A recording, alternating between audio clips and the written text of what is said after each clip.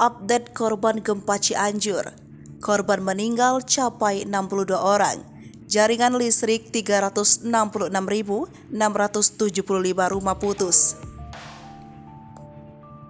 Gempa magnitudo 5,6 yang mengguncang wilayah Cianjur, Jawa Barat, Senin 21 November 2022 menelan banyak korban jiwa.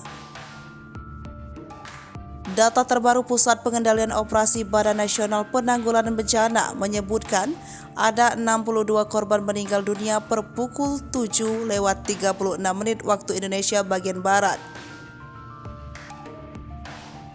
Ke-62 korban meninggal tersebar di Desa Rancagong, Kecamatan Cilau, Desa Limbagansari di Kecamatan Cianjur, dan Kecamatan Cuguneng.